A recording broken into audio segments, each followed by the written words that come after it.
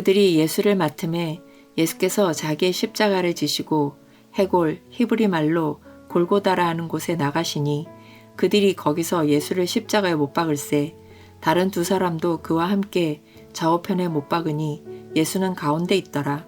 빌라도가 패를 써서 십자가 위에 붙이니 나사렛 예수 유대인의 왕이라 기록되었더라. 예수께서 못 박히신 곳이 성에서 가까운 고로 많은 유대인이 이 패를 읽는데 히브리와 로마와 헬라 말로 기록되었더라. 유대인의 대제사장들이 빌라도에게 이르되 유대인의 왕이라 쓰지 말고 자칭 유대인의 왕이라 쓰라 하니 빌라도가 대답하되 내가 쓸 것을 썼다 하니라.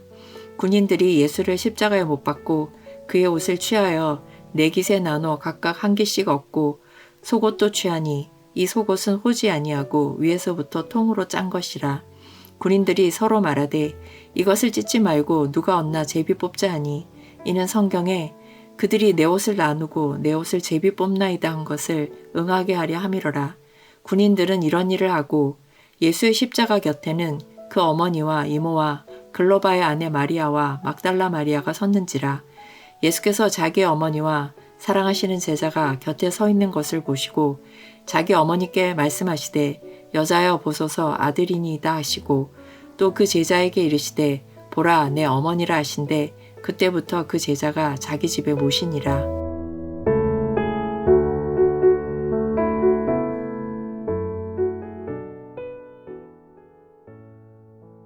오늘 우리는 몹시 무거운 발걸음으로 한 언덕을 오르게 됩니다. 그곳은 사형장이며 피비린내가 진동하는 곳입니다. 바로 해골이라고 불리는 골고다 언덕입니다. 십자가는 수치와 저주의 상징이었습니다. 로마 제국에서 십자가는 입에 담기조차도 끓여지는 가장 끔찍하고 잔인한 형벌이었습니다.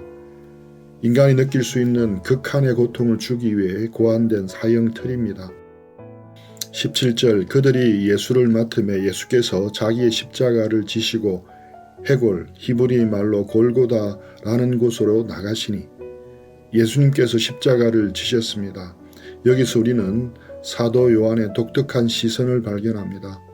마태, 마가, 누가복음에는 구레네 사람 시몬이 예수님의 십자가를 대신 졌다는 기록이 나옵니다. 그런데 요한복음에는 구레네 시몬의 이름이 등장하지 않습니다. 요한은 오직 예수께서 자기의 십자가를 지시고 나가셨다는 말만 선명하게 부각합니다. 왜 그럴까요? 요한은 지금 예수님이 무기력한 희생양으로 끌려가시는 것이 아님을 선포하고 있는 것입니다. 그분은 스스로 생명을 내어놓으셨습니다. 아브라함의 아들 이삭을 기억하십니까? 이삭은 자기를 태울 번제나무를 직접 어깨에 메고 모리아산을 올랐습니다. 예수님은 참된 이삭이십니다.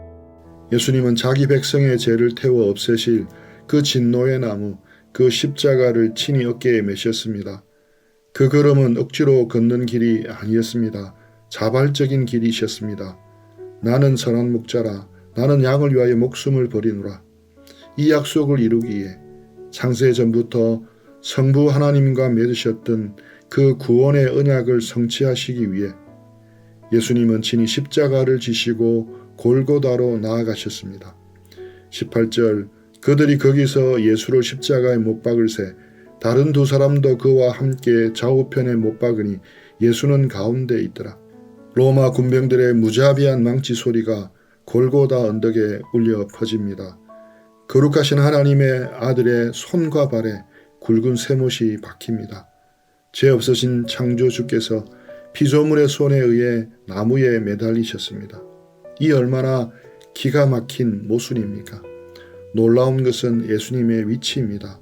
두 명의 흉악한 강도가 좌우편에 매달렸고 예수님은 가운데 계셨습니다. 세상의 눈으로 보면 이것은 조롱의 극치입니다. 로마 제국은 예수님을 가장 악질적인 범죄자들의 우두머리로 취급했습니다. 죄인 중의 괴수처럼 보이게 만들었습니다. 빌라도가 패를 써서 십자가 위에 붙이니 나사렛 예수 유대인의 왕이라 기록되었더라. 히브리와 로마와 헬라 말로 기록되었더라. 십자가 위에는 제패가 붙습니다. 사형수의 이름과 제목을 적어 길을 지나는 모든 사람이 보게 하는 것입니다. 다시는 이런 범죄를 저지르지 말라는 본보기입니다. 빌라도는 명패에 나사렛 예수 유대인의 왕이라고 적었습니다. 왜 빌라도가 이런 글을 적었을까요? 그는 유대 종교 지도자를 향해 복수하고 싶었습니다. 자기를 협박하여 억지로 사형 판결을 내리게 만든 대제사장들이 얄미웠습니다. 그래서 너희들이 섬기는 왕의 꼴을 보라. 이렇게 비참하게 십자가에 매달려 있지 않느냐. 그렇게 하며 유대인 전체를 조롱하기 위해 이 명패를 단 것입니다. 대제사장들이 발끈합니다. 21절 유대인의 왕이라 쓰지 말고 자칭 유대인의 왕이라고 써라. 그 명패는 자신들의 수치였기 때문입니다. 그러나 빌라도는 단호하게 거절합니다. 22절 내가 쓸 것을 썼다. 악하고 비겁한 총독 빌라도의 온고집 그리고 유대 지도자들의 조롱과 분노 인간들의 이 더러운 죄악과 감정삼 한가운데서 하나님은 그들을 도구로 삼아 놀라운 진리를 온 세상에 공포하고 계십니다. 이것은 인간의 역사를 주관하시는 하나님의 압도적인 주권입니다. 빌라도는 자기도 모르는 사이에 인류 역사상 가장 위대한 복음 전도자가 되었습니다. 명패는 3가지 언어로 기록되었습니다. 당시 종교의 언어인 히브리말, 아람어, 철학과 문화의 언어인 헬라말, 그리스어, 그리고 정치와 법의 언어인 로마말, 라틴어입니다. 이것이 무엇을 뜻합니까? 이 3 언어는 당시 알려진 온 세상을 상징합니다. 하나님은 온 우주를 향해 선언하고 계십니다. 보아라, 십자가에 달린 이 예수가 단지 이스라엘만의 왕이 아니다. 그는 온 세상의 왕이다. 종교의 왕이며 지혜의 왕이며 모든 통치자들의 왕이다. 할렐루야. 가장 수치스러운 십자가 꼭대기에 가장 영광스러운 왕의 즉위 선언문이 나부끼고 있습니다. 아무도 이 선언을 지울 수가 없었습니다. 내가 쓸 것을 썼다는 빌라도의 말처럼 하나님께서 하늘의 필체로 기록한 이 구원의 선포는 영원히 변개할 수 없는 진리입니다. 23, 24절을 보십시오. 참으로 기가 막힌 대조가 등장합니다. 군인들이 예수를 십자가에 못 박고 그의 옷을 취하여 4깃에 나누어 각각 1기씩 얻고 속옷도 취하니 이 속옷은 호지 아니하고 위에서부터 통으로 짠 것이라. 군인들이 서로 말하되 이것을 찢지 말고 누가 얻나 제비 뽑자 하니. 로마의 사형 집행조는 보통 4명의 군병으로 구성되었습니다. 사형수의 옷을 나누어 가지는 것은 당시 사형 집행인들의 관례이자 쏠쏠한 전리품이었습니다. 그 옷은 4조각으로 나누었습니다. 십자가 위에서는 하나님의 아들이 피를 흘리며 온 인류의 죄악을 짊어지고 계십니다. 구원의 역사가 완성되는 우주적인 절정의 순간입니다. 그런데 바로 그 발 아래서 로마 군병은 무엇을 하고 있습니까? 빗방울이 떨어지는 그 십자가 밑에 주저앉아 주님의 피 묻은 옷가지를 놓고 제비를 뽑고 있었습니다. 도박을 하고 있는 것입니다.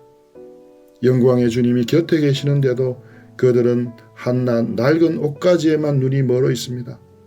그러나 우리는 이 군병들을 함부로 정죄할 수가 없습니다. 우리의 모습일 수도 있기 때문입니다. 우리 역시 예수님의 십자가 고난보다는 예수님으로 말미암아 얻게 되는 것에만 관심을 가지고 있을 때가 많기 때문입니다.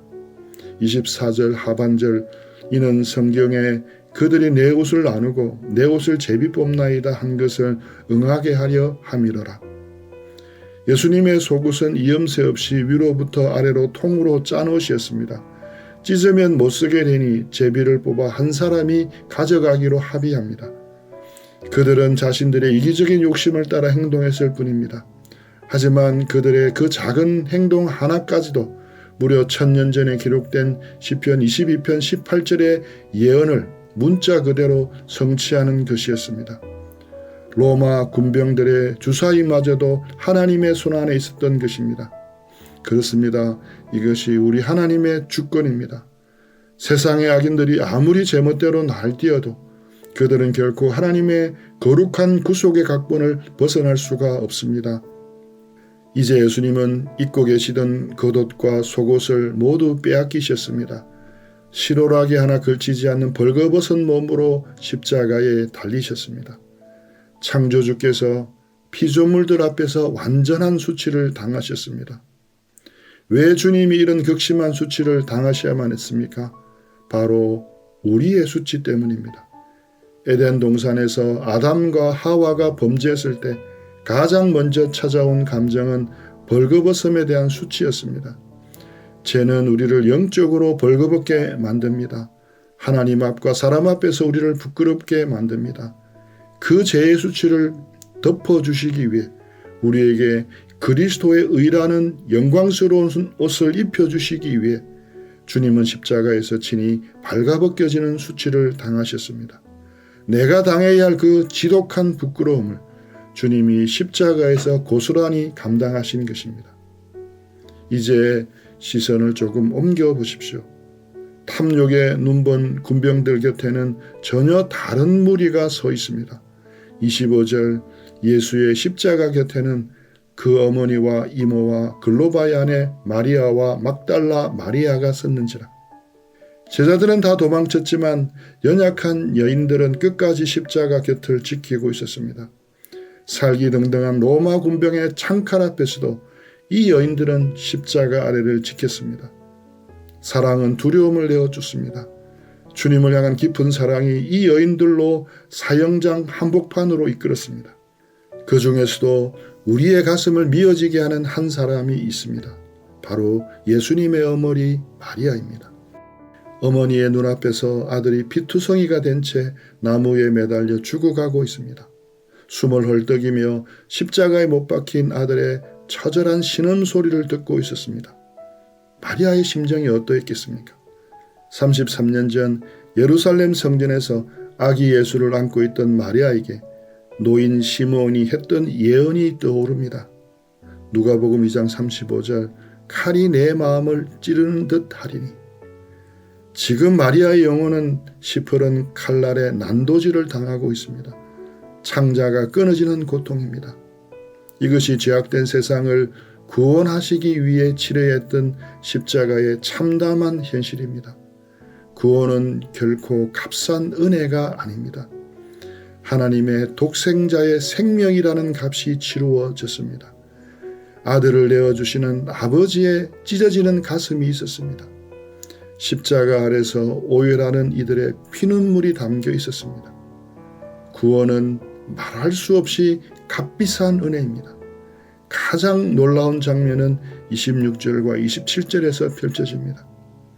예수께서 자기의 어머니와 사랑하시는 제자가 곁에 서 있는 것을 보시고 자기 어머니께 말씀하시되 여자여 보소서 아들이니이다 하시고 또 그 제자에게 이르시되 보라 내 어머니라 하신대 그때부터 그 제자가 자기 집에 모시니라.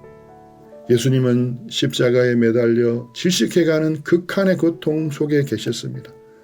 숨을 한번 들이마시기 위해서는 못 박힌 두 발에 체중을 신고 몸을 위로 솟구쳐야만 했습니다.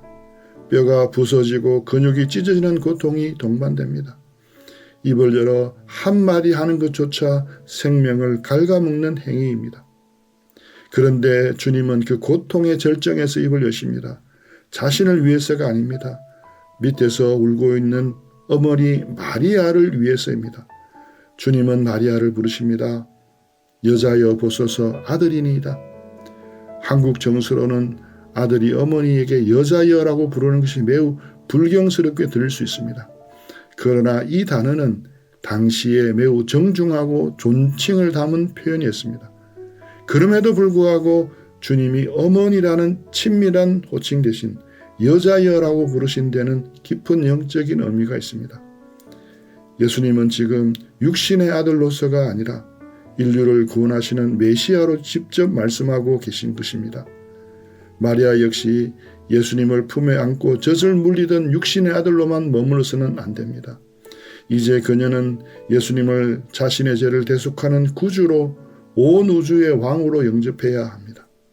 주님은 십자가 위에서 육신의 혈연 관계를 내려놓으시고 구원자와 죄인의 새로운 관계로 마리아를 초청하고 계신 것입니다. 동시에 예수님은 남겨질 어머니의 철저한 보호자가 되십니다. 율법의 마침이 되시는 예수님은 십자가 위에서 내 부모를 공경하라는 제5계명을 가장 아름답게 성취하고 계십니다. 주님은 사랑하는 제자 요한에게 마리아를 부탁하십니다. 보라 내 어머니니라. 요한은 그 즉시 마리아를 자기 집에 모십니다. 이 장면은 매우 훈훈한 효도의 이야기가 아닙니다. 이것을 새로운 언약 공동체의 탄생이라고 합니다. 십자가 아래서 예수 그리스도의 피를 매개로 전혀 새로운 가족이 탄생했습니다. 혈통으로나 육정으로 맺어진 가족이 아닙니다. 오직 예수 그리스도의 대속의 은혜 안에서 십자가의 피로 맺으신 거룩한 영적 가족입니다. 바로 교회가 탄생한 것입니다. 오늘 이 주님의 십자가를 생각하면서 두 가지만 돌아보면 좋겠습니다. 첫째, 고난 속에서도 시선을 나에게서 타인에게로 돌려보십시오. 우리는 온 세상이 나를 중심으로 돌아가기를 원합니다. 나의 아픔, 나의 억울함, 나의 상처에만 몰두합니다. 그러나 주님의 십자가를 보십시오. 온몸의 수분이 빠져나가고 피가 말라가는 그 처절한 사투 속에서도 주님의 시선은 십자가 아래서 우시는 어머니와 제자들을 향해 있었습니다. 내 삶이 아무리 고달프고 십자가가 무거워도 곁에 있는 사람을 돌아보는 넉넉함을 잊지 마십시오. 그것이 십자가를 아는 제자의 참된 표지입니다. 둘째, 그리스도의 몸된 교회를 십자가의 사랑으로 섬기십시오. 예수님은 요한에게 마리아를 부탁하며 새로운 가족을 선물하셨습니다. 우리 옆에 앉은 성도들은 일주일에 한 번 인사하고 헤어지는 남이 아닙니다. 예수 그리스도께서 십자가에 흘리신 피로 맺으신 영원한 가정입니다. 주님은 오늘 우리에게 동일하게 말씀하십니다. 보라 내 어머니라, 보라 내 아들이라, 보라 내 형제라. 서로의 짐을 기꺼이 대신 짊어질 때 우리 공동체는 십자가 위에서 주님이 꿈꾸셨던 이 아름다운 생명 공동체로 피어날 것입니다. 오늘 하루 주님의 십자가를 잠잠히 되새기고 묵상하는 시간이 되시기를 축복합니다. 그 십자가의 은혜와 사랑이 우리의 마음을 다시금 새롭게 해주시기를 축복합니다. 들은 말씀을 묵상하며 주님과 기도하며 교제하는 시간을 가지겠습니다.